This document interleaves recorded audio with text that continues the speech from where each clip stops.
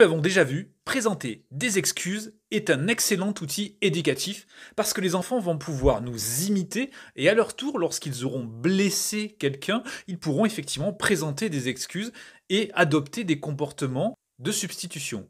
C'est sur ce point que je voulais insister. En effet, présenter des excuses, c'est une chose, mais présenter des excuses pour un même comportement plusieurs fois par jour et plusieurs fois par semaine signifie que nous n'avons pas réglé le problème du comportement. Donc présenter des excuses est la première étape. Ça veut dire que nous sommes conscients des conséquences de nos actes.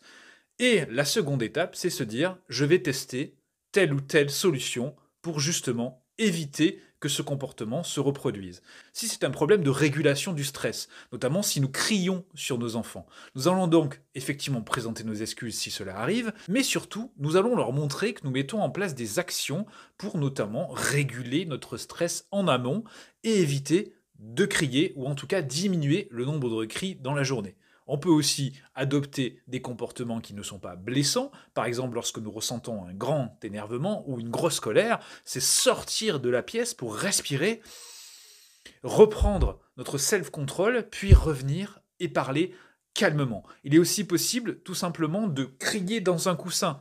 Attention cependant, si l'enfant nous voit exprimer notre colère devant lui, cela peut être aussi de l'intimidation.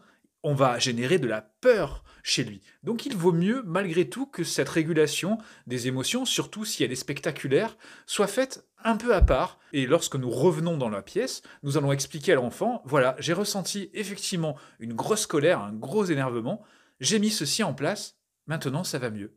Est-ce que ça t'intéresse de savoir comment j'ai fait?